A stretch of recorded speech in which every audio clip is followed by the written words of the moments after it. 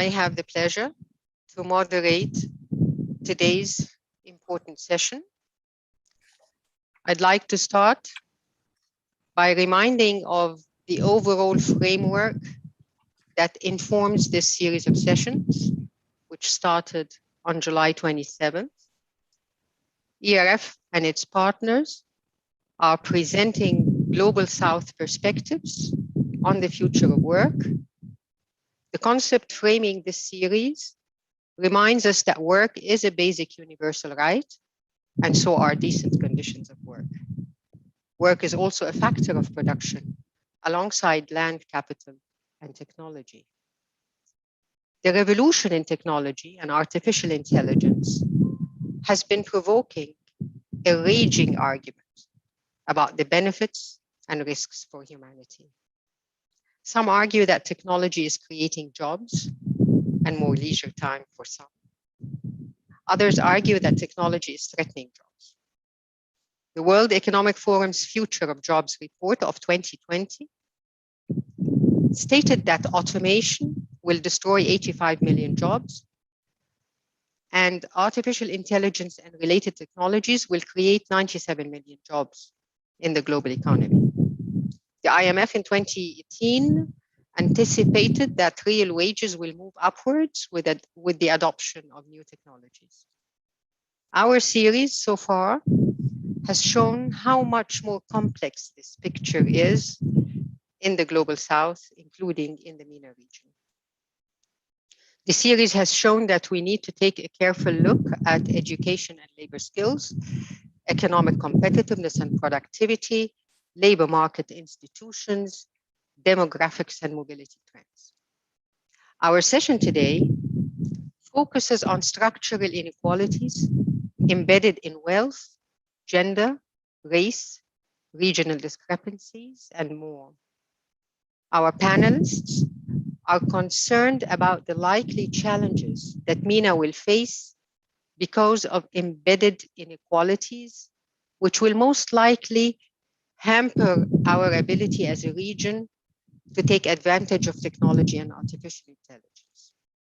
In our conversation today with our distinguished panelists, we want to understand to what extent structural inequalities embedded in the region affect the ability of workers and economic systems to absorb and implement technological change. I'm glad to have with us today a great set of scholars and researchers. I welcome Professor Paul Makdisi from the University of Ottawa, Professor Adel bin Youssef, University of Nice, Sofia Antipolis. What a great place to be in, Professor Adel. They will explain the magnitude of the digital divide in MENA and how to close the digital gap, whether it's driven by age, gender, race, ethnicity, or other drivers. Dr. Shahid Yusuf from George Washington University will highlight who are the most vulnerable in terms of access to technology and skills, and what this means for the region's ability to harness the positive impact of technology. And finally, Vladimir Lasny from UNESCO will zero in on technology and wage inequality, telling us what can be done to address its negative impacts. Participants are encouraged to use the Q&A button to write up their questions to the panelists during the course of the session. Following the interventions by panelists, I will avail the floor to address the questions, and participants who want to speak directly with us will be unmuted by our ERF IT colleagues. I will prompt people to speak. Our dear distinguished panelists, kindly introduce yourselves before each of you starts to speak. We will go in the following order: Professor Paul Makdisi, Professor Adel bin Youssef, Dr. Shahid Yusuf, and finally Vladimir Lasny. Each panelist will have 20 minutes for his intervention. I'm saying his intervention because it is a male panel, as you all see. I'm very happy to be with you today. Over to you, Professor Paul.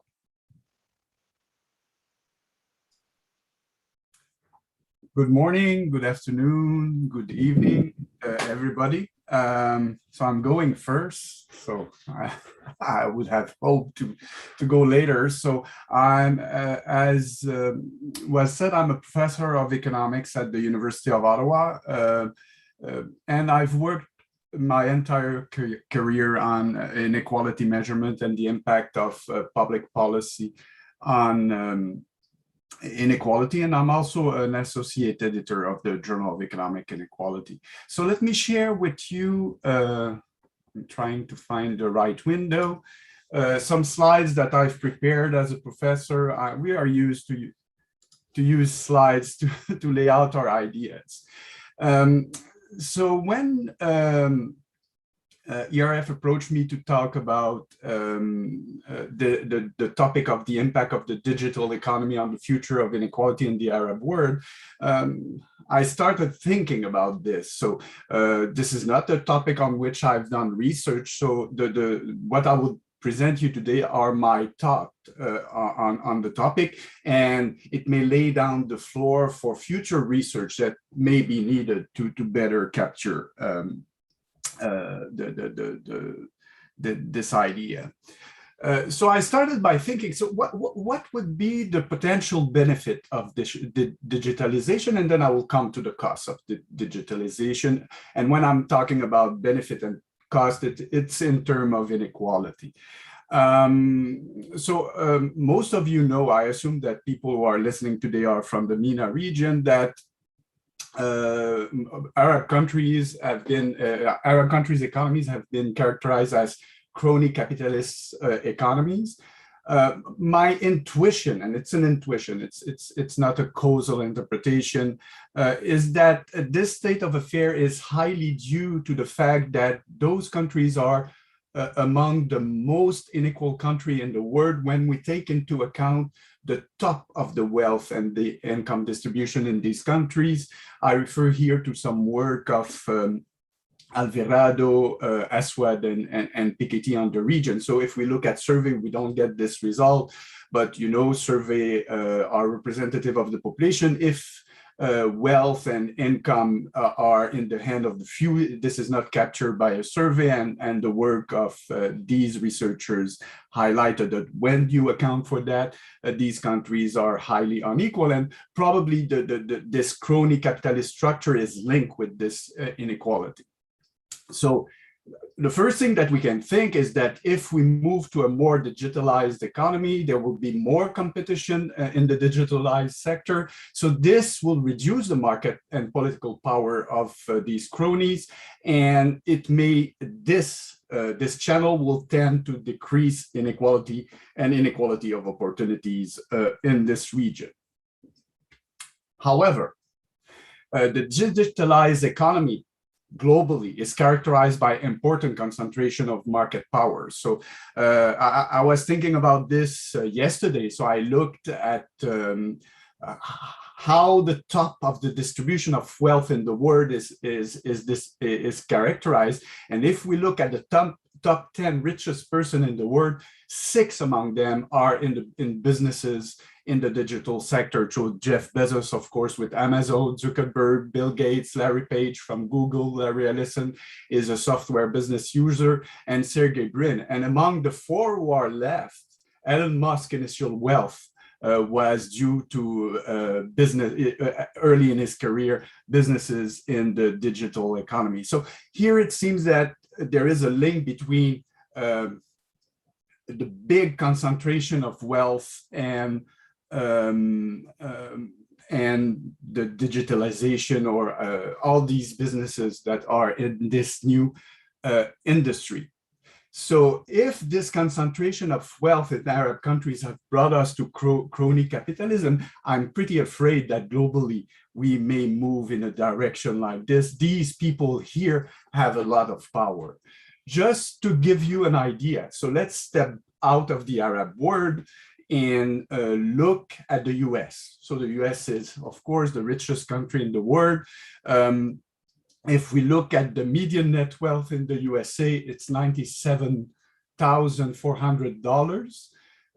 And just to give you an idea, if you pile up $50 bills for $97,400, it gives you 0.1948 meters. So it's approximately that. So it's pretty small.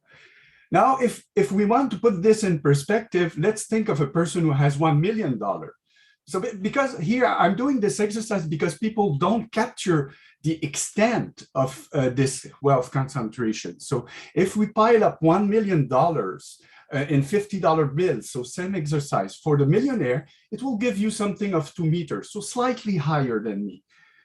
If you take Jeff Bezos' wealth and you pile up $50 bills on top of each other, you will get a pile of 414.6 kilometers. So to give you an idea, the International Space Station, so these guys now, they love to go into the space. So the International Space Station, it's 408 kilometers from Earth. So this pile of Jeff Bezos' wealth, you will reach the International Space Station and you will have 3 billion left to go a little bit further. So this gives you an idea of the extent of this inequality. And with this inequality will come inequality in political power. And this is really worrying. I'm not the only one who worries about this.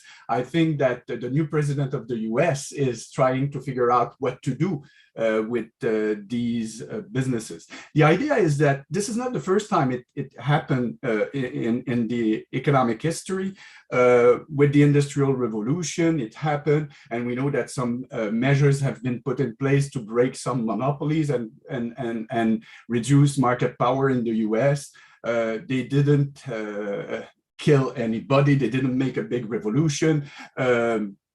The Rockefeller monopoly was broken. They're still rich today, so they didn't suffer that much from that, but they stopped the wealth accumulation at some point. So, so this part of the digitalization may increase inequality globally, and of course, this will impact in the MENA region and in particular the Arab countries. Now, let's look at how do we think that people, so workers in the Arab countries, will be able to capture this technological change. And then I said, okay, so how can I have a first grasp of this? How will this be distributed? So if I look at the usage of internet, so it gives me the idea of how people are close to technology. I get a very polarized picture in the region. So here I'm using the Arab Barometer, the Wave 5. So this is 2018. So if you look at the lowest bar, which is for Yemen, you have here 44% of people who use internet at least once a day or throughout the day. So the orange and blue bar.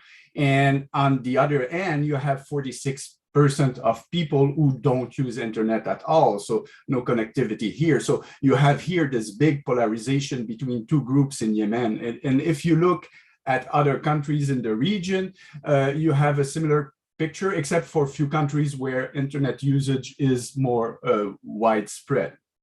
Now, I don't have the time to go into details, but if you look for instance, at Egypt. Egypt is half of the Arab world, so let's look at this country. If you want to look at how it is divided, so let's first look at gender. So it seems here that we have also a kind of gender story here. No internet usage is more important among female than among male. And if you look, I don't want to present a graph for everything, but if you look at other correlation, polarization, and gender difference are attenuated when you look at the younger group. So this gives us a little bit of hope, but it's still very pronounced in the 30 to 49 age group, which is the main working age group. Employed women here in Egypt are similar to employed men. So once you look at women who are in the labor market presently, their internet usage is the same as men. So for this group of people, this will not, the digitalization may not change that much the inequality, the gender inequality. But for others, it will not, if it gives new opportunities, it will be biased to man. And also there is, if you look at the numbers, an important socioeconomic gradient, and this is no surprise in internet use. Uh, Also, when we think of digitalization, we think of some accumulation of human capital. And if we look how the Arab world does in terms of tertiary education, so I'm assuming here that to get those good jobs in the digitalized economy, you need tertiary education. So if you look at female and male, it's a similar picture. The Arab world is doing better than the rest of the world as a whole, and women are not doing are not less attending tertiary education than men. I know that it's not very clear, but the top line for men is 40% and the top line for women is 45%. And if you look at the graph, it ends up approximately at the same place.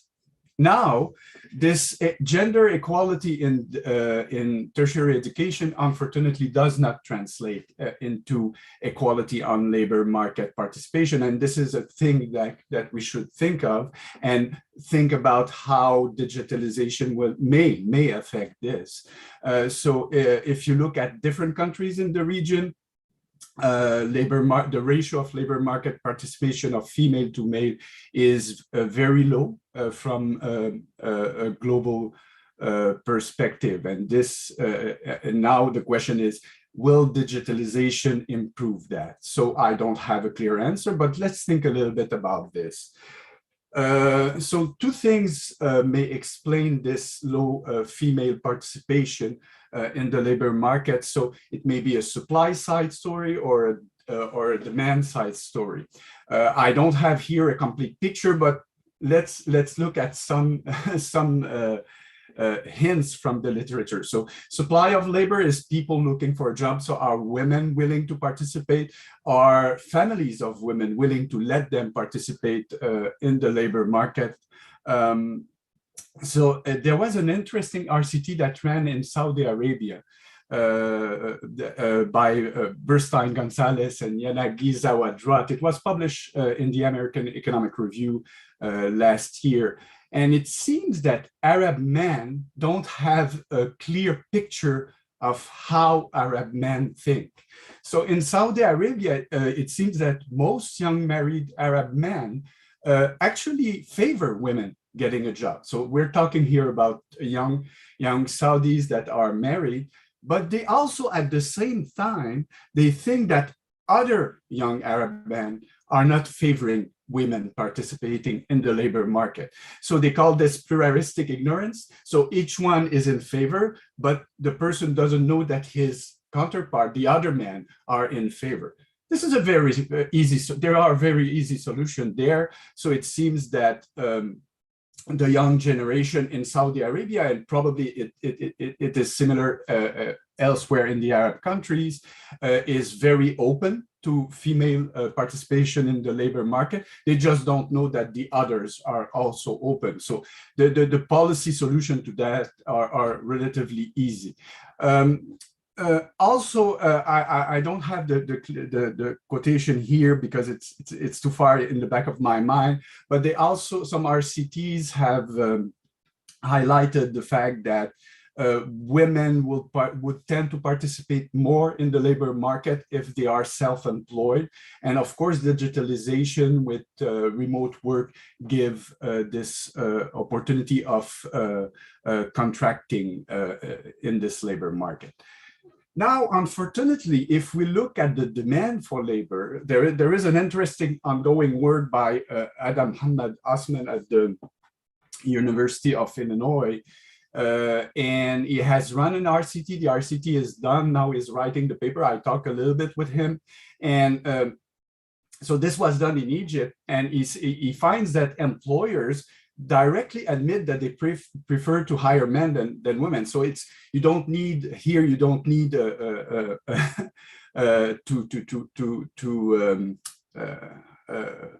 to run an audit survey. They say it explicitly. I prefer to hire a man over women. At the same time, when they look by industry, the IT sector you have 21% of employer that prefers to hire men over women, so almost 80%, so 79% don't have this preference in the IT sector. If you compare this to other sectors, this is better. And if you compare to the retail sector, 62% prefer to hire men over women. So moving to a more digitalized economy here may favor the presence of women or the demand for a women worker in the labor market. But it will not totally, the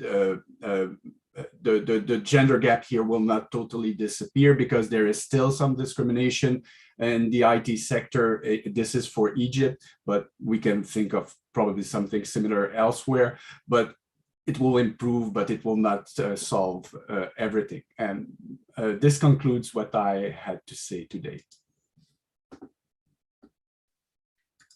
Thank you very much, Professor Paul. In fact, I'm glad you started out because it was good to start out by reminding our listeners and watchers that there is inequality in MENA.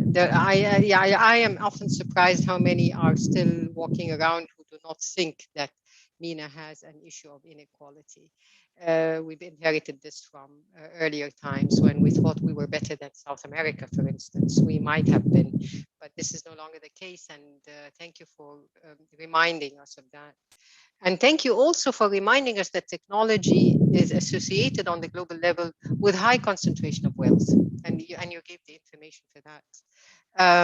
And thanks finally for the light at the end of the tunnel, that at least the data on Egypt shows that maybe women participation in the labor market could benefit a little bit from the IT sector gaining prominence in the future. Let's see if this holds in the other presentations and in the conversations.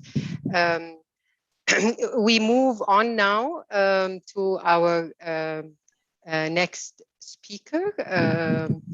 And now I have to look at my own order. Give me 1 second. That's Professor Adel Ben Youssef. Over to you, Professor Adel. Thank you very much, Noah. I would like to share my screen also, since Paul has shared his screen and show some slides. I will do the same. I'm Adel Ben Youssef. I'm Assistant Professor of Economics at the University of Côte d'Azur, Nice, and involved in several things in Tunisia. Especially, actually, I'm working with the GIZ for the future of the labor market in Tunisia. And we have also another project about the Industry 4.0 in Tunisia. And I am writing the white paper on Industry 4.0, how this technology will impact the labor market and how the government can handle these issues. I started working on digital divides in 1999, when I was recruited in the University of Paris. They asked me at the time to set up a symposium about digital divides. And the first one we have organized was in 2001, the big event about digital divides. And since that, I have worked on this. Let me I would like to highlight two things. If you look at some key figures, you can see here, for example, just in one slide, the situation currently in the region, in MENA region. And as you see, for the mobile indicators, we are around 95% of people are connected to mobile networks. 90% of people are connected to the 3G, and 61% are connected to the 4G. So really, we have this catch up about mobile is happening, and this is very important. But when we look at the older technologies, for example, internet access with broadband, it's still only 8%. And that's mean that really we have catch up with new technology, and this is very important. I will try to explain later why. But overall, these are the indicators. We have 58% of households have in the Arab region have internet access at home. 52% have a computer at home, and we still have some divide, especially the gender divide is here, and it's really, and two over three people aged between 15 and 24 years currently are using internet. But when we discuss, when we talk about digital divide, we need to keep in mind that we have at least 4 levels of digital divide. And we need to, when we say digital divide, we need to show what kind of digital divide we are referring to. Let me at least propose here to focus on these 4. The first one is the inequality of equipment or infrastructure. That means that we have people who access to some technology and people who have not this technology. And you are trying to characterize the situation regarding they have not. With internet, broadband, or with computer, or any other technology. You can find several types of divides depending on the technology that you are looking for. But having not this technology does not inform us about the use of this technology. That means that the second type of digital divide refers to the usage of this technology. That means that you have internet, but are you using it for what kind of purpose? Are you using it for e-learning, to do e-commerce, to make e-administration operation, or what else? So here we are not talking about having or having not. We are talking about the depth of adoption. That means that how many e-services your population are using, what kind, the diversity of these services, etc., etc. And here you will find so many other digital divides. For example, for so many countries, they have produced so many e-application, e-services, but the population are not using them, even if they are connected and they have access to the technology. So we need to be careful, because the first level is just having not. The second one is using or not using, and what is the intensity of the usage. For some technology, this intensity is very key, because when you reach a kind of threshold, then you will have some impacts. When you have just a small usage of the technology, you cannot have any impact, even if you have the technology.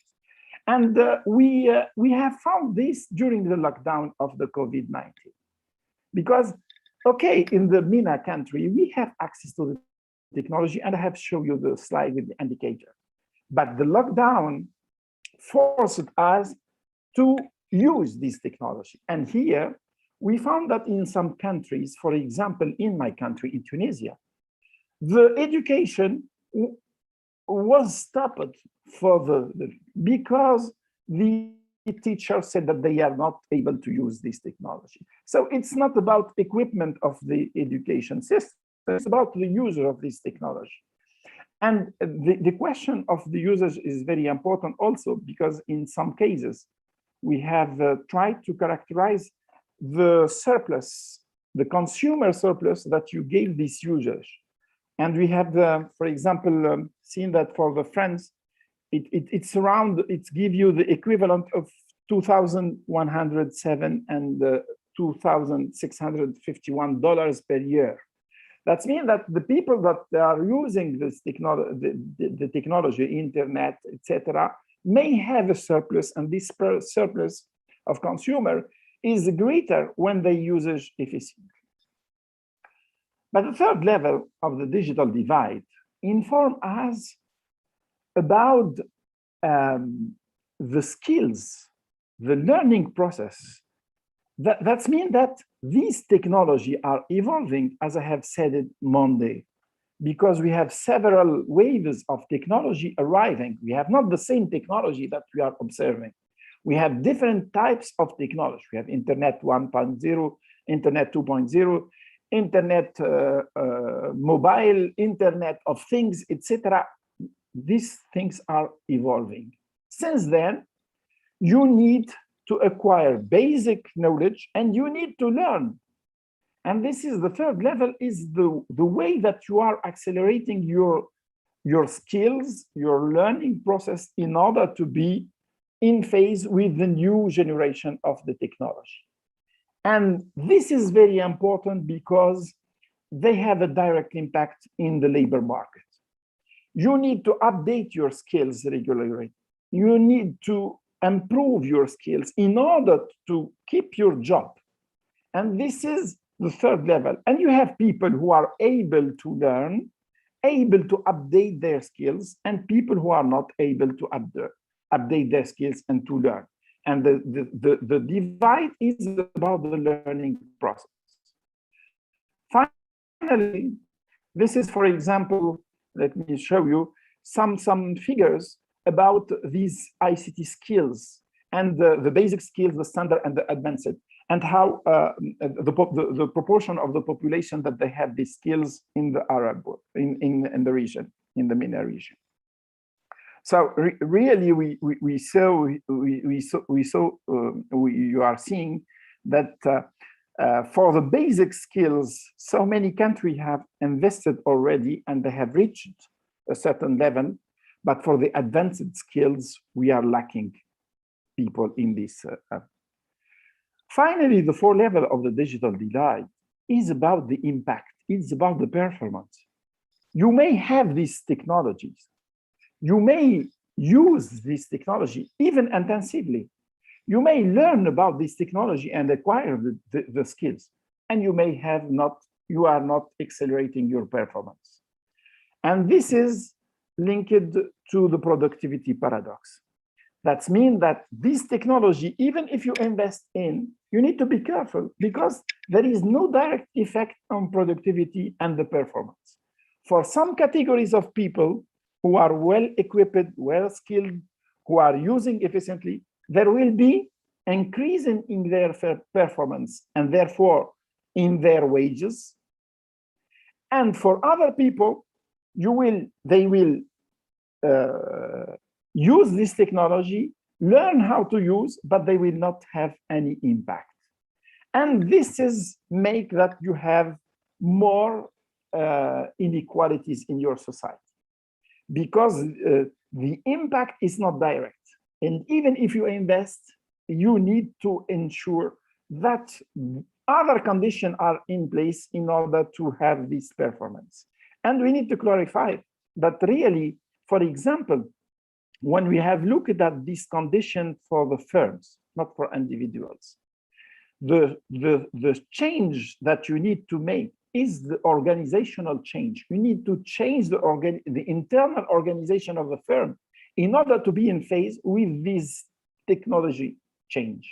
And then when you make the technological change and the organizational change, you have the impact. Otherwise, you can invest in technology without any improvement. And this is what happened, for example, for the education system. If we look at our education system, during the last 3 decades, we have invested so many money in the education system in order to equip the educational system with laptops, whatever devices, e-education. But do we have increased the quality of the learning? Do we have more qualified students at the end, etc.? This is really the 4th level of digital divide. So if we need to observe, the 4 level of the digital divide, not only the first one, which is about the equipment. This is my first message. For sure, the gender divide is here, and especially in the MENA region. And really, as you see here, the MENA region is among the worst places for this gender divide. Here you have the difference in usage between men and women in the Arab countries, and really it depends also because we have not something homogeneous among all the countries. In some countries, you have not this digital divide, the first digital divide between the genders. However, in other countries, you have this divide. So we have not one reality; we have several reality in MENA country regarding the gender digital divide. This is my second. For ethnic and ethnic digital divides. The question of the statistics about it's forbidden in France. We have no ethnic data, and it is the same case in Tunisia here. We have not really. So even when I have prevailed something about it, but it's not for the region. It's elsewhere, but. The age divide, I'm sure that here we need special policies for. It's an evidence that we have an important and widening digital divide among aged people, and we need a specific work for this. Let me conclude with what can be done for to close these gaps. First, the digital literacy. I have put it as part of leaving no one behind. Leaving no one behind is not only about giving revenue, and we need also to equip all the people with digital literacy. Otherwise, they will not be able to navigate in this digital. Second, we need to increase the affordability, especially for lower income earners.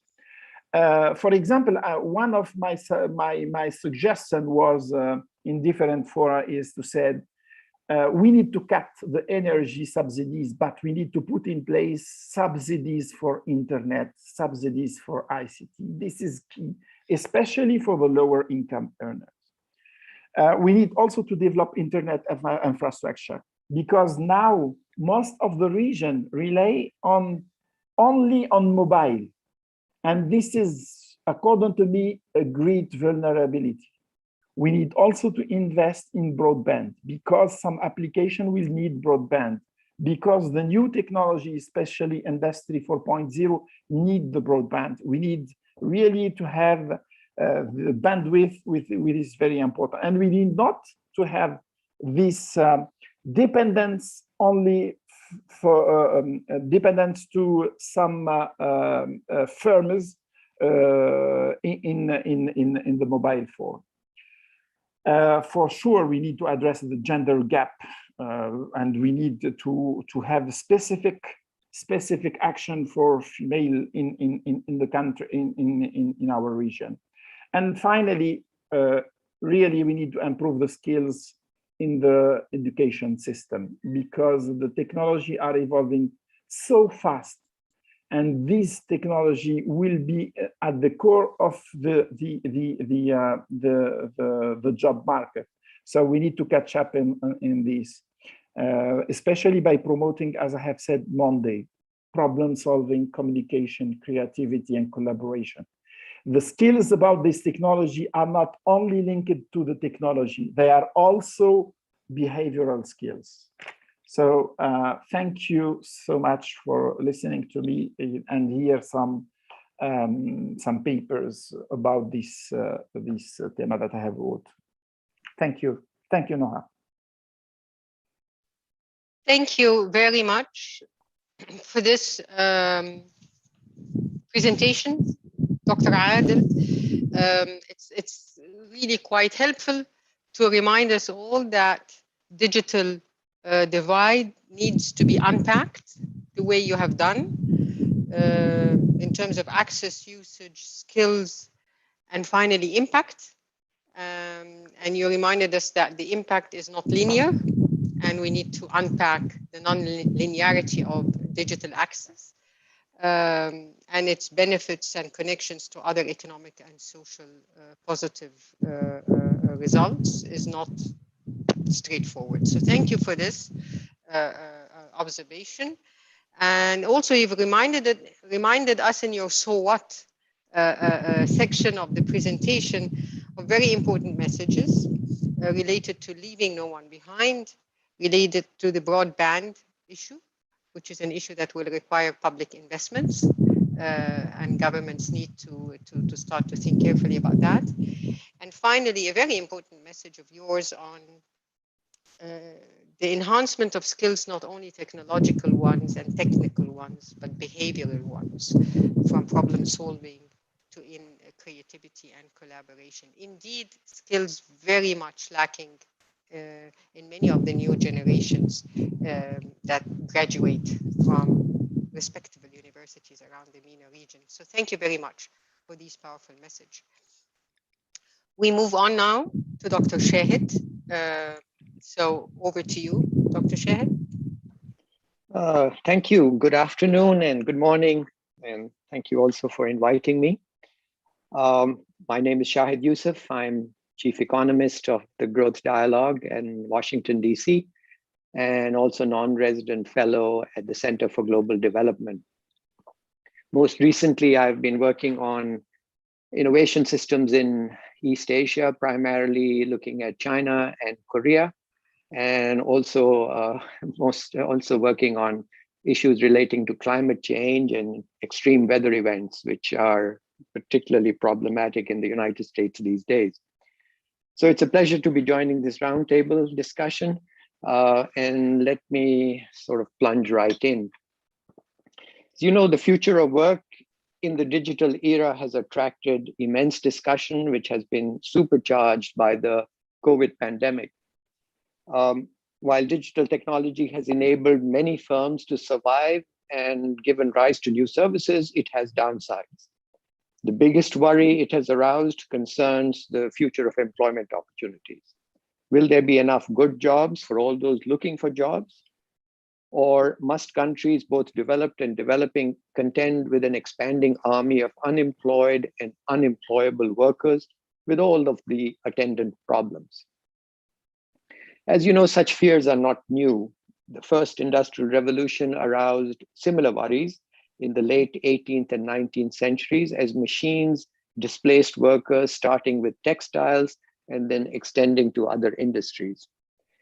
They resurfaced in the 1960s as factory automation and later computerization gave rise to talk of mass unemployment. And I have several books on my shelf about mass unemployment in that time.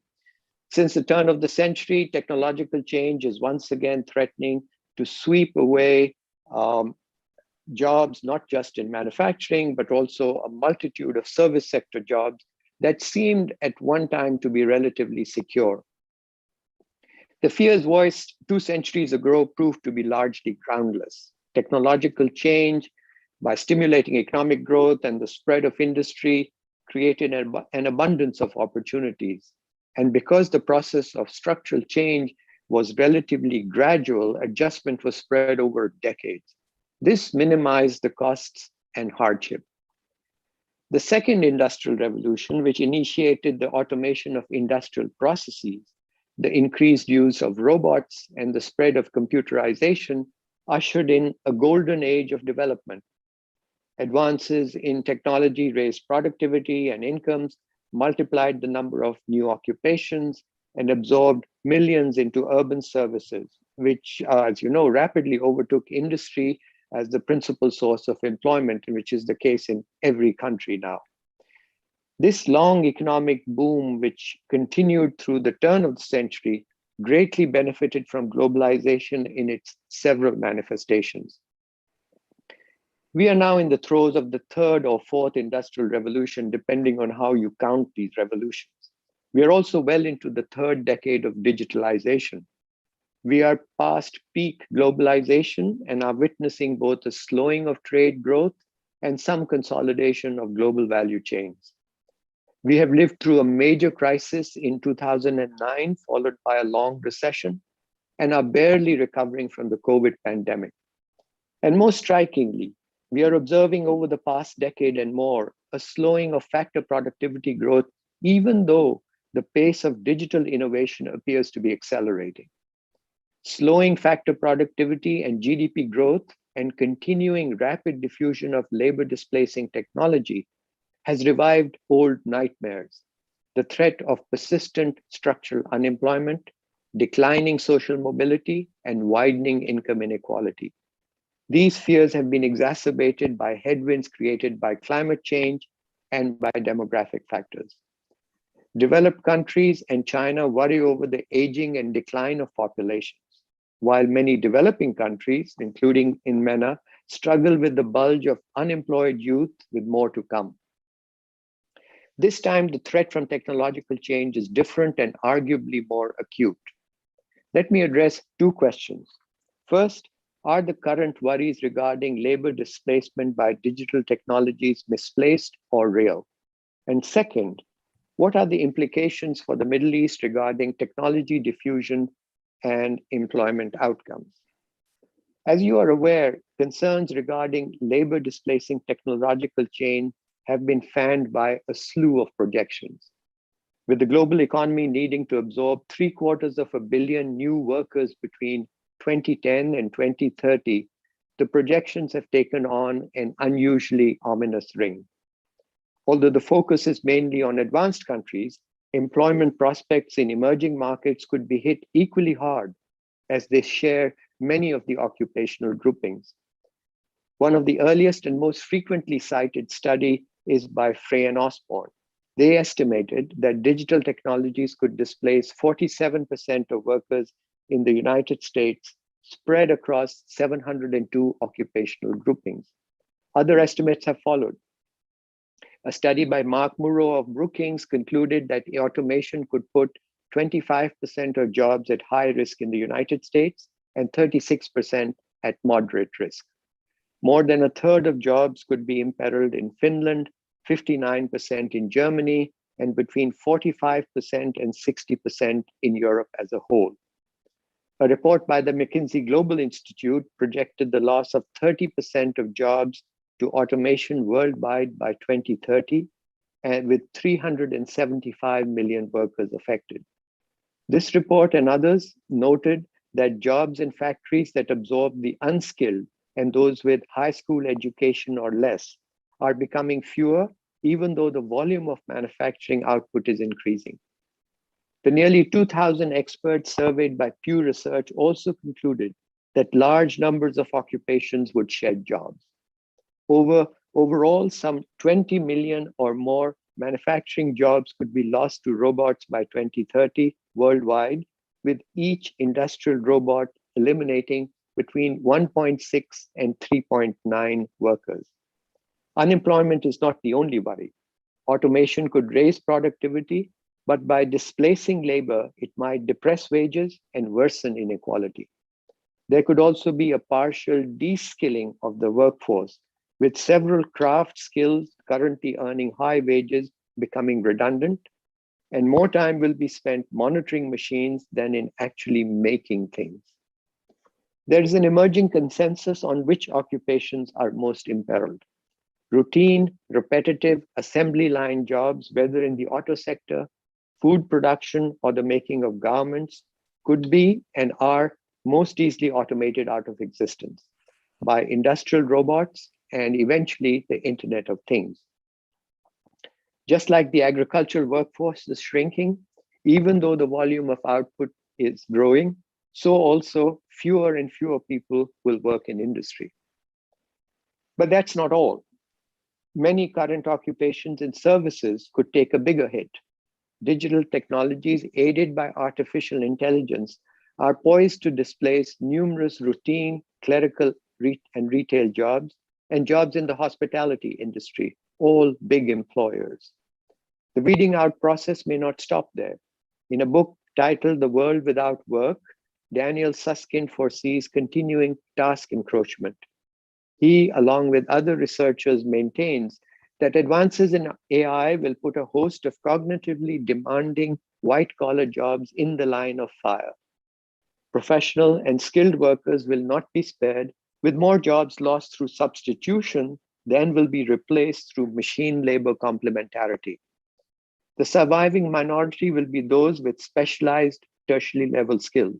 They will work with machines, write the algorithms, train the neural networks, and invent, design, and engineer the hardware that undergirds digital technologies. In this extreme version of this Darwinian digital world, a small technocratic elite who pull the digital strings would thrive. A sizable minority would be consigned to jobs which cannot be automated, including many low-skilled personal services, old and new. This would leave a large fraction of the workforce with few, if any, opportunities in the formal sector. They would become a part of the permanently unemployed. Hence the interest in transfer programs such as universal basic income. Mercifully, the evidence to date is somewhat reassuring. The combined effects of technology, globalization, and other factors have increased inequality, and the share of labor in GDP has drifted downwards worldwide. But so far, research has not uncovered a significant winnowing of jobs in either advanced or developing countries. There has been displacement, but nothing that approximates the projections. In Japan and in Germany, for example, robot intensity appears to have stimulated demand for labor, or at least has not resulted in net reduction.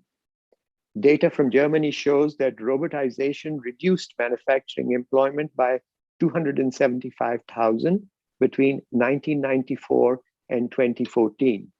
However, the displaced workers were absorbed into other jobs in their workplace with some retraining. New entrants who would have joined the factory workforce found employment in services, which averted a net loss of jobs. Other work by David Kleinert on the European Union concluded that so far the increased use of robots has not led to a decline in aggregate employment or net job losses affecting low-skilled workers. It appears that at least through 2019 that most workers, whether in developed countries or in developing ones, had either managed to hold on to their jobs or to find alternative employment. This could change. The inroads by artificial intelligence over the past decades have been relatively modest. Its effects on the aggregate level of employment and wages have yet to surface. But AI and other digital technologies are improving and acquiring capabilities by the day. And at this rate, jobs for workers in non-automated tasks may not offset the workers displaced by intelligent machines. The COVID pandemic, by promoting digitalization, may accelerate labor displacement and leave less time for adjustment. Many firms, including ones in MENA, have adopted digital technologies to survive, especially providers of services. Firms have found that they can dispense with labor and improve the bottom line. Very likely, as normalcy returns, these labor displacing technologies will not be abandoned, and some jobs are lost for good. Quite possibly, as the technologies diffuse, they will spawn additional labor-saving innovations. In other words, the COVID experience and lingering fears of future pandemics and disruptions affecting the workforce may speed up the adoption of technologies that minimize the use of labor. Let me now turn to my second questions on the implications for MENA. Most countries in the region are behind the curve in adopting digital technologies, and this came out in some of the earlier presentations. Technology diffusion is greatest in the GCC countries, and with the low-income countries least exposed. But since 2007, the gap between the OECD average and MENA has widened in labor market efficiency, business sophistication, technological readiness, and innovation. Neither public nor private firms appear to have taken full advantage of digital technologies, possibly because of managerial inertia, a shortage of skills, or because they are not being compelled by competition, whether domestic or foreign.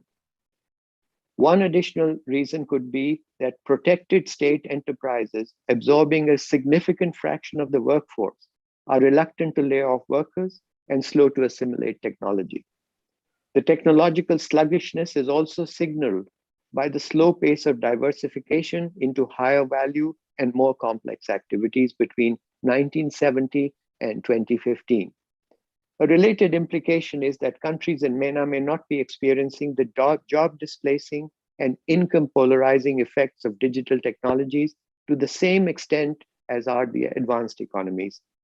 This jives with the apparent stability in the distribution of incomes, however unequal, over the past decade and more. A McKinsey study concluded that 45% of the work activities in 6 Arab countries surveyed could potentially be automated, with Egypt at the higher end, about 48%, and Saudi Arabia at the lower end, about 41%. The sectors most exposed to automation and to digital technologies are labor-intensive manufacturing, transportation, wholesale, and construction industries. So also are hospitality, food services, and retail, all major employers in many, if not most, of MENA. The jobs least exposed are the same everywhere: in education, in health, and in the arts. Larger countries such as Egypt, Saudi Arabia, Algeria, and Morocco, with a higher percentage of workforce engaged in manufacturing and construction, could be faced with more redundancy than the average economy in MENA. Unskilled workers with high school education or less are more likely to be displaced. Younger workers and women already experiencing high rates of unemployment could be among the hardest hit. In the GCC countries, but not elsewhere in MENA, more than 90% of the jobs which could potentially be automated are currently performed by expatriates. The only exception is administration and government, where nationals do about 2/5 of the work. Thus, automation would mainly displace expatriates who could be required to return to their home countries. Looking a decade or more ahead, the advent of fintech, of blockchain, the widespread use of automated trading, ease of credit scoring, the increasing use of digital technology by the medical and legal professions, and for educational purposes, could begin to erode middle-level white-collar jobs in both high and middle-income countries. However, those in managerial positions or engaged in operations requiring technical skills of a higher order will continue to enjoy job security and rising incomes. The process could be accelerated by the COVID crisis. By putting pressure on balance sheets, it may compel firms to accelerate the adoption of digital technology and trim costs by laying off excess staff, as has happened in European countries and North America over the past 18 months. What does appear likely is that most talented, highly educated, and mobile individuals will benefit from a continuing improvement in their job prospects. They can thrive in a digitalizing environment. Thanks to IT, they already enjoy global reach and can command salaries comparable to those earned by their peers in the advanced economies. In other words, while the job opportunities and wages of low-skilled workers in industry and services are compressed by overseas competition and by the march of automation, skilled and technical workers are currently at no such disadvantage. Their geographical mobility and the ease with which they can telecommute allows them to access to the global marketplace. Unless globalization takes a long step backwards and digitization will be very advantageous for those with expertise that is in demand.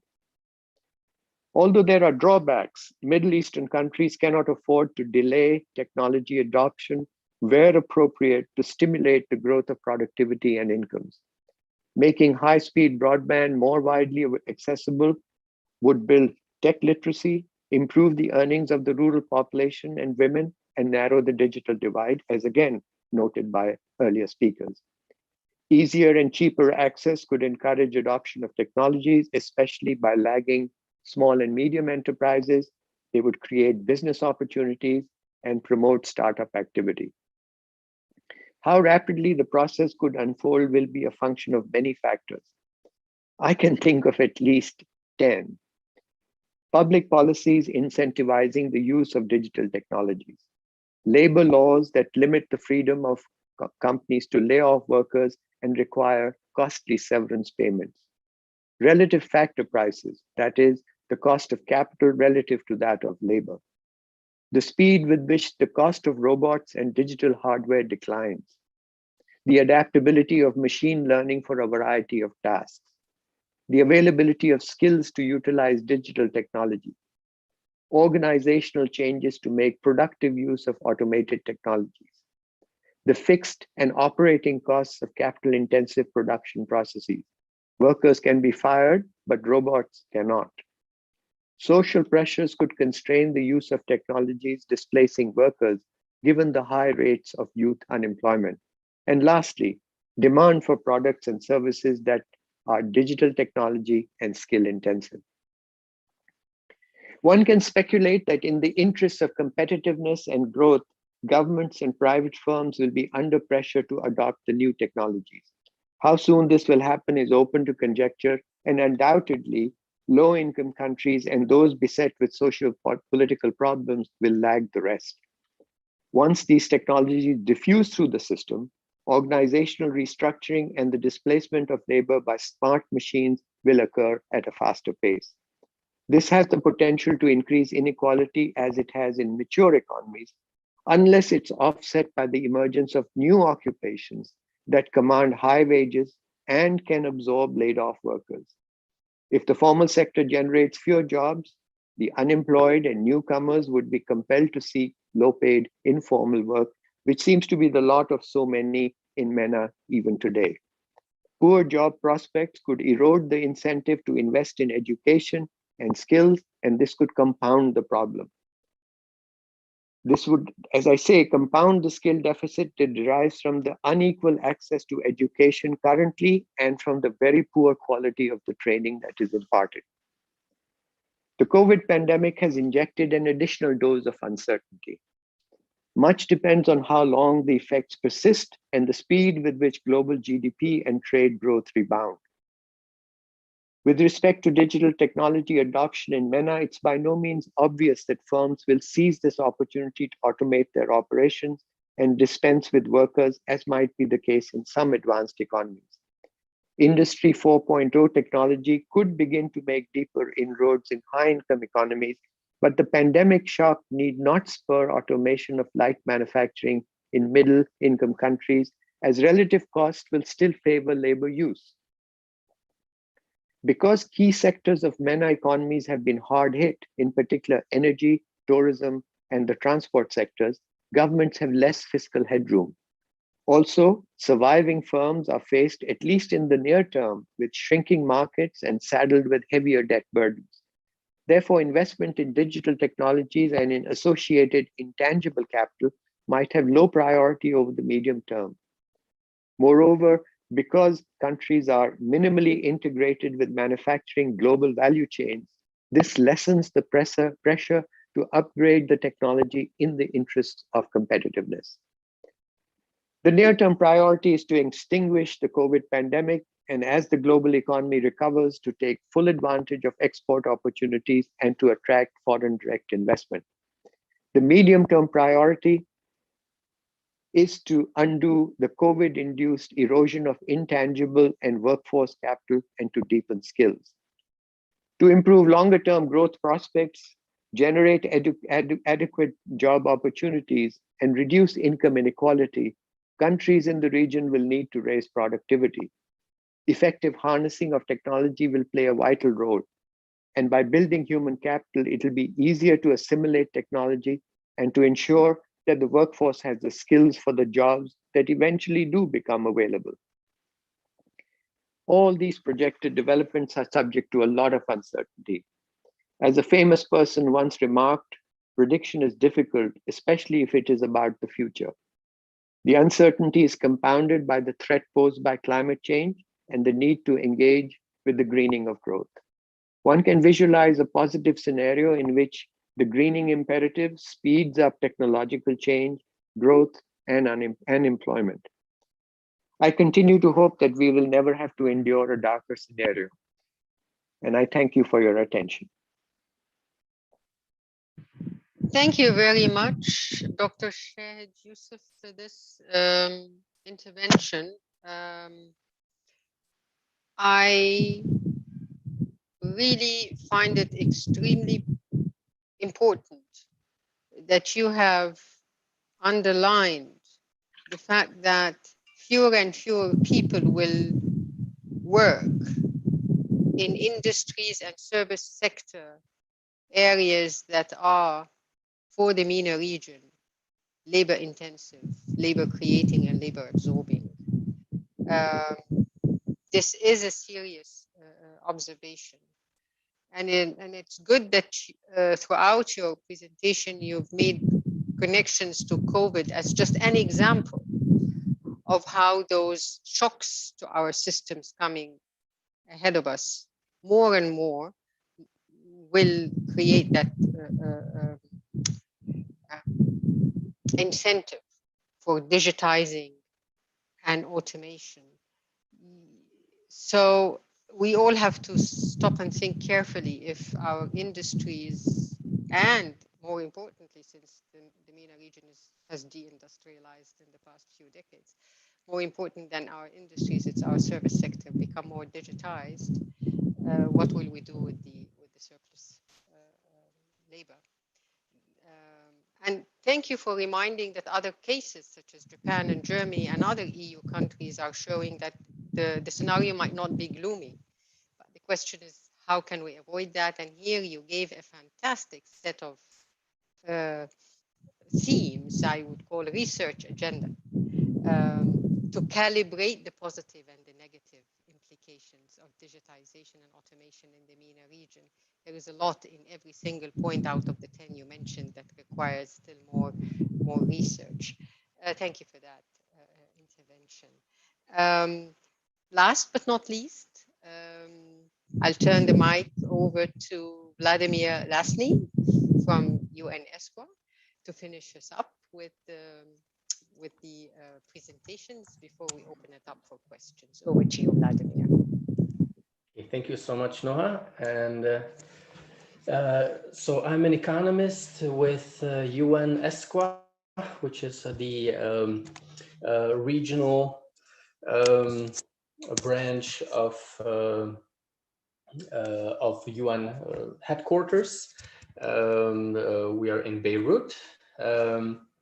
And here at ESQA, I work in the poverty and inequality team, where most recently we're working on projections of poverty and inequality, both in money dimensions as well as multidimensional poverty and inequality for the post-COVID years.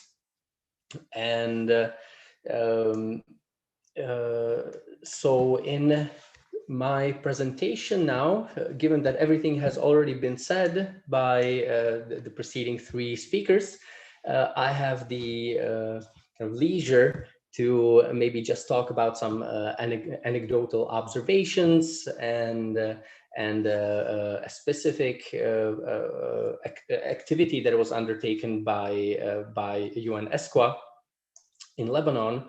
And I will talk a little bit about the evidence from that activity. So, in my presentation, I will talk about the mismatch of skills and human capital between the current workforce in the region, and then specifically in Lebanon, compared to what is needed in jobs of today and in the coming years. And of course, this presentation is a bit speculative, and so take it with a grain of salt. So I would say my first observation or impression is that the workforce in the Arab region is highly skilled, but there are some mismatches between what workers have, what employers need, And I think for that, it's useful to think about first, the mismatch between workers and employers in terms of hard skills. And I think the evidence from our current survey work in Lebanon suggests that there might be some mismatch in hard skills between workers and jobs, because it seems that employers are rather rigid, inflexible in the hard skills they demand of their hires, and workers on their end, when they are seeking retraining and upskilling during their careers, they seem to also be rigid in, they stick to the area in which they have been trained, and they rarely venture to other domains or scientific areas. Second, there might be a mismatch in the soft skills between workers and employers. Again, the survey work by UNESCO suggests that when employers write job advertisements, they write a very specific job title. They write a very specific hard skill that they require, and then they go into in much more detail talking about the soft skills they want of the applicants. So there are typically more questions about soft skills than about hard skills demanded from workers. And at the same time, we have some evidence from the worker side that even when they are retraining in terms of their hard skills or upskilling in terms of their hard skills, most workers also show interest in improving their soft skills. So they take courses in leadership, management skills, teamwork and collaboration, and so on. And the third aspect of the mismatch, we could say, is between sectors or regions where employers are located versus where job applicants are located. And so a kind of a puzzle to explain is why we have the coexistence of shortage of jobs and shortage of workers in nearby locations or nearby sectors. Okay, so that's my first message, that it's important to think about the skill match, and there are several components of the skill match to think about. Okay, and let me just say it one more time. So in terms of hard skills, we should think that workers are used to particular computer platforms, industrial processes, jargon, while in particular sectors or at employers, they use other platforms, industrial processes, and jargon. In terms of soft skills, workers feel that they don't have adequate skills at creativity, adaptability, independence, critical thinking, and leadership. And so do employers. They probe more on these soft skills of their prospective hires. In terms of pockets of excess of labor supply or excess of labor demand, we can think of advantaged regions versus disadvantaged regions, or regional divide in countries. But we can also think of sectors or particular firms that some firms might be seen as uncompetitive or not sufficiently dynamic from the perspective of workers compared to international firms or compared to other domestic firms. And so we might have a firm or sector which doesn't attract candidates as much as nearby very similar firm or sector. Okay. My second observation is that, well, like the previous speaker said, there are certain structural inequalities, and they are perpetuated in some way. We could think that there are at least three ways in which structural inequalities in labor markets are perpetuated. By social norms. So, for example, the role of women in caretaking in their families is a problem, both on the we can say both on the labor demand and also skill supply side. Not only employers seem to discriminate against female workers, as Paul said, but women take this information into account, and they feel constrained by their caretaking responsibilities, and they don't invest in their skills. So I will talk about that again in a few minutes on what's the gender composition of applicants taking lifetime retraining courses. Second type of structural inequality is there are some glass walls between regions, so there might be mobility constraints. We see that in Lebanon, that in the Bekaa Valley, in the east, we have a completely different labor market than in the Beirut area, and so on. These glass walls also exist between formal and informal jobs, so we can talk about the duality of labor markets, which exists and is expected to continue in the coming years unless there is some public intervention. So this duality between formal and informal labor market, also the duality between public sector, private sector, and foreign jobs exists. Some workers are on track for public sector employment versus private sector versus foreign jobs. And it's hard for workers, or workers are not motivated to make a switch from one type of sector to another.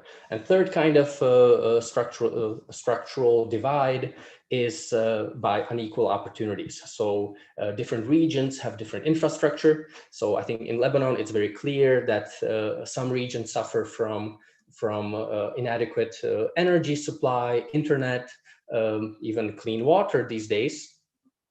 And these unequal opportunities are also large at the household level. So some households have wasta or connections or other assets that allow young workers to be successful, and other households don't have that. Okay, and of course there's a lack of accommodation for some marginalized statuses, like both educational centers and employers are not used to deal with workers with disabilities, for example, and so some workers are naturally marginalized in the labor market. And final big observation, I think, applying to the Arab region is the what is sometimes called the low value added or low performance of local workers. And for that, we typically talk about the informal economy, the precarious jobs that don't allow workers to invest in their career advancement. Workers are demotivated. Workers might lose their human capital and skills because of the lack of regulation, let's say, in that part of the economy. There's limited mobility of workers across sectors and regions. And there is brain drain due to outmigration. So there's some selection problem where the most skilled workers might choose to outmigrate for various reasons rather than stay around. So at the end of my presentation, I'll talk a little bit about some policy recommendations to deal with these issues. So now let me spend a few minutes. Yes. Could I kindly ask you to try to get to the policy recommendations, because we only have 10 minutes left. Sounds good. Thank you. So in a few, in just 3-4 minutes, I will talk about the source of evidence we have for Lebanon. ESQA has recently developed the ESQA Job Monitor, which is a big data tool that scoops job advertisements from major online platforms. And from this, we have the evidence from the labor supply market on how much, what types of companies, what types of jobs and skills are needed. And from this tool, I will only talk about the Lebanese experience. And I think there are 3 key observations from there. One, the future of work seems to be already here, because even from looking at the job titles, the major job titles are software developer, technical architect, net developer, assurance service associate, graphic designer, is already the main type of workers needed. As I said earlier, employers have a very specific, rigid, hard skill that they need. So they ask for skills in sales, management, business administration, graphic design, Java, application programming, very specific, narrow skills. In terms of soft skills, as I said, they probe many more various skills in terms of leadership, project management, critical thinking, experience with collaboration. And now, using this evidence from the labor supply, let's see what we know about workers. On this front, UN ESQA has partnered with the Ministry of Labor in Lebanon to offer online certified learning opportunities on the Coursera platform, which offers 3,000 different training courses. And we have data on students who took advantage of this opportunity. So the first message here is that motivation for upskilling and retraining is great. There were 40,000 applicants registered from Lebanon, which is 1% of Lebanon's population, roughly. 25,000 of these applicants completed their courses. They took 44,000 courses, so more than one per person. And this is equivalent to 550,000 learning hours. So this is a big bulk of learning that was provided for free by UN ESQA and the Ministry of Labor. Who were these people interested in retraining? More than half of them were unemployed, 60% were women, most of them were in their 20s, and most of them were in their junior or mid-career job tracks. So we can conclude that this is a good opportunity for women to increase their skills, and particularly it seems to be a useful way to increase the skills of junior and mid-career workers, so not low skill, not senior workers. And this suggests that there are some constraints that prevent other workers from benefiting from this opportunity. First, older workers are underrepresented. Second, married women and mothers are very rare in the sample. Third, applicants from rural areas are much less represented than from urban areas. This suggests that information about this training opportunity, access to electricity and internet are crucial, and some workers just don't have these opportunities. Employed workers are also underrepresented, which we could think as a problem that currently working people don't have an opportunity to be retrained and advance their career. Second message is, so So there seemed to be a lot of interest in retraining, but there are clear structural constraints by type of worker. The potential in future work is great. Most courses taken were business related, blockchain, data science, cloud computing, artificial intelligence, and so advanced courses like that. But as I said earlier, most students also take some soft skill courses in terms of social skills, leadership, teamwork and collaboration, and so on. Okay, and the last message from this evidence is that there seems to be some potential for brain drain because most participants take course, there's limited match between the skills demanded by employers, as we know from the job monitor, and the courses taken by applicants. And this suggests that maybe workers take courses that would help them in their career abroad rather than in the local Lebanese market. Going to recommendations, one, regional governments should empower marginalized workers. As I said, older workers, those less skilled, married and caretaker workers should be given greater opportunities to take advantage of career advancement opportunities. Governments might do work to encourage diversification of reskilling and upskilling among workers. They might incentivize workers to invest in skills that are demanded in the local labor market, and they might, and the governments might offer resources and incentives for greater vertical upskilling in terms of soft skills, as well as horizontal retraining in terms of hard skills that workers have.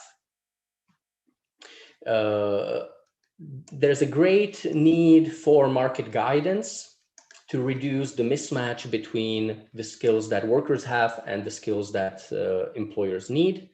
The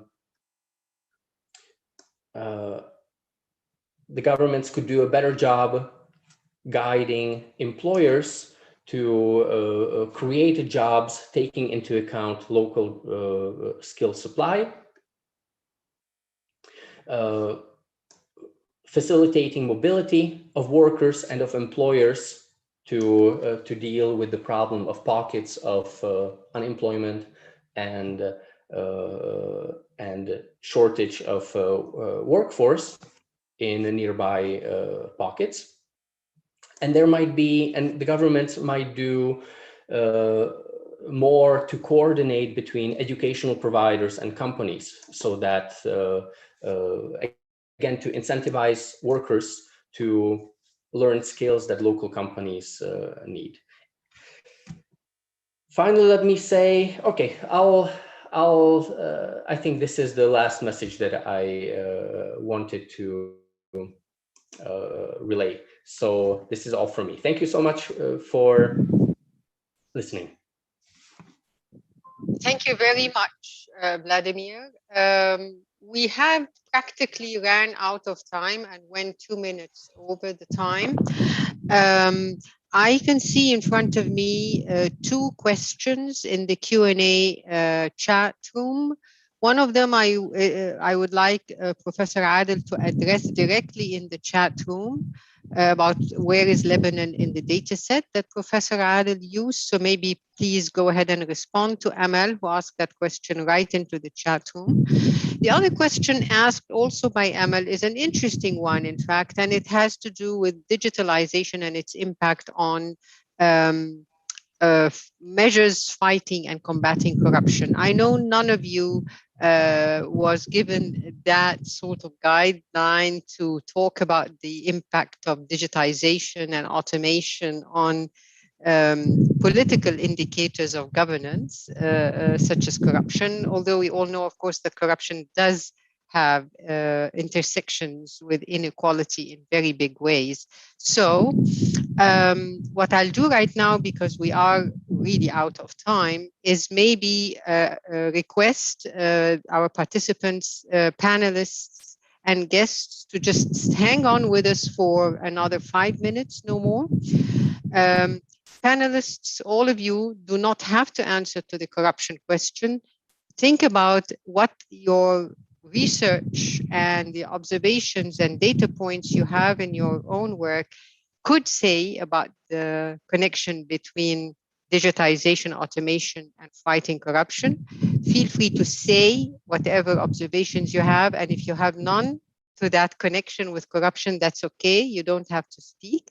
While you collect your thoughts about that, and your thoughts will be expressed, please, in no more than 1 minute. While you do that, I want to ask Romero to come in here for no more than 2 minutes and give us, if you can, Romero, and I apologize for the tightness of time, a very quick summary, headlines of how this ERF and partners global conversation has helped us come up with some interesting messages and observations on the future of work in the global South. Romero, sorry for giving you a tight time span, but we'd like to hear from you the summary of other regions' observations on the future of work. Over to you. Okay, thanks, Noha. Just 2 or 3 minutes to tell you about our series of dialogues on the future of work. We have been working a lot on the future of work, trying to bring the voice of the South in international fora and in different conversations. And we found this powerful global narrative about the future of work, saying that we will manage technology to bring new jobs, and that we need to repeat the past in a way, the past industrial revolutions. And we ask ourselves about the global South. We don't want to repeat the past. We want to do things differently. So that's why we engage in these dialogues on trying to get context-intensive views on the future of work. And regarding inequality, I think that we hear this story in the North and globally, even in international organizations, about first, this idea that we are in the most, we have a inequality crisis now because of technology and globalization. And second, this idea of hollowing out, right? Polarization of the labor market. Now, the data that we are gathering from different regions and the papers and the discussions that we had in Asia, Sub-Saharan Africa, and Latin America points to a different story. First, that inequality at the global level is decreasing and not increasing, thanks to, of course, China and partly India being part of the global community and the global market. And second, that we don't see evidence of hollowing out in the labor market. That seems good in a way, but also we are paying this, in a way, we are avoiding more inequality by low growth and low productivity growth in our economy. So there is a trade-off there. We say we don't want to be part of this process of hollowing out and polarization, but we are paying with low growth, long-term growth. So this is really a very interesting story. And just in 1 minute, in Asia, maybe the problem is not polarization, but inequality at the top. Maybe in some parts of Africa is the same, particularly South Africa. But then in Latin America, when I was listening to you in this discussion, I heard a lot of things that reminds me of Latin American problems, of structural inequality, of dual economies, So inequality is not because of new technologies are bringing changes in the tasks that people do, but structural inequality is preventing technology or new ideas to come into our regions, regarding skills, regarding technology, regarding institutions, regarding many and other aspects. So structural inequality, I think that must be a central part of the future of work agenda in Global South. And let me just finish with one idea that maybe trying to think about structural inequality and thinking policies that address these issues by design. I mean, makes us think about different policies for different firms, different workers. I mean, we need to think that we are always thinking about the core of the more innovative sectors in our economies, but we need to also think at the marginal, and then if we look at make choices about technologies, about skill development programs, and so on. So in a way, our series of dialogues, I think that brings new policy frameworks that try to include this inequality by design. Thanks, Noha. Thank you very much, Romero. I gave you a very, very hard task to summarize other regions' conversations in less than 3 minutes, and you did very well. Thanks a million for that. And particularly your message about let's not forget structural inequalities being the mediator of any positive technological impact. Thank you for that. Back to the panel. Does anyone feel like they want to say something about Amal's question in the chat room, linking digitization, automation, and technology in general to the MENA region's fight to combat corruption? I see Shahid with his hand up. Very good. Then please, Dr. Shahid, and then Dr. Adel. Yeah. I think when there was a lot of hope that the internet and discussions over the internet would increase both transparency and accountability. And I think to some extent, it may actually have done so. But what one sees in a number of countries is the increasing control over the internet, which governments in particular, and I'm thinking of the Great Firewall, in a well-known country, that this is actually the censorship which is being introduced is suppressing inconvenient information that would minimize or reduce corruption in these countries. And therefore, going forward, it would seem to me that while there is potential to improve governance, to reduce corruption, to, as I say, increase transparency, the forces arrayed against this seem to be getting a little stronger because governments are finding it much easier to exercise the kind of oversight and censorship which suppresses this. I apologize to Professor Makdisi. I did not see your hand up. Now I do. So you will be the last person to address the issue after Dr. Adel in a minute or less. Please go ahead, Dr. Adel. Thank you very much, Noah. I would like to highlight just 2 points. The first one, for some technology, we may find a good reason for not adopting them. And I think that some delays in adoption of some technologies are linked to the question, which is an excellent question. So, for example, if you look at the at some administration, they have the already all digitalized, but they are using forms, etc., and they are written in in sheets the data they collected. That means that there are really how can I say, not in some cases we have a good reason for not adopting them, and maintaining the system with the corruption may explain in some countries why these technology are less adopted. The second one, which is very important linked to this, is when we observe what happened with the COVID-19, for example, in Tunisia, we have an expansion, a rapid expansion of the informal economy. So people goes to internet, but goes in an informal way, not informal way. That means that with a web page, with just an account in Facebook, you can sell anything. And from this, you have tax evasion. And the collection of tax is less than previously because people are going to this informal economy, and you need really to invest in order to invest in a system, technological system, in order to combat this.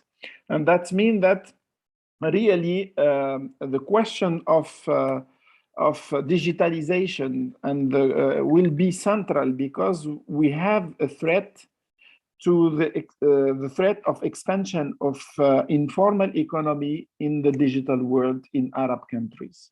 And this will create less resources for the states. So really the state need to invest in this. And the corruption will move also in the digital world. Thank you very much, Noah, for allowing me to. Thank you very much. And finally, Professor Paul Makdisi. Very, very quick answer. The digitalization allows us to fight corruption. It gives us the tool to fight corruption. Depends who owns digital power. And it brings us back to what I said, concentration of power. Since the question comes from Lebanon, so you know that the two richest men in Lebanon, one of them being the actual nominated person for prime minister, have made their fortune in the digital sector with telecommunication. And I'm not sure these guys will use their technology to fight their own corruption. So this is for Lebanon, but we can extrapolate for other countries. Thank you very much. We have come to the end of this session. Apologies for our listeners and watchers who had to stay with us for 15 minutes extra. We had excellent conversations that I'm not going to summarize, but just leave you with a strong message that came from all of our distinguished panelists, that technology, like many other things, come with potential good and potential vice, and it all depends on the structural inequalities embedded in MENA economies and political economies, and that need to be calibrated. And I particularly like very much the final closure that we did, connecting technology not only to work and labor and inequalities from an economic perspective, but also to good governance. And I leave with you this message. Again, here, technology comes with good and bias. It increases efficiency. It may increase service delivery. It may increase tax collection efficiencies, but it may also have its downside in terms of individual rights and privacy, as well as the ability to regulate tech giants and their currently complete monopoly of the industry and its unknown algorithms and unknown dynamics, unknown to us until we catch up. Thank you very much, ERF and ERF's partners, for putting on this session and all the series that started on July 26th. They are all recorded. You can find the recording and enjoy the insights that were very, very much part of this intention to do the cross-regional comparative work on the future of work. Thanks for having me join this session, and goodbye.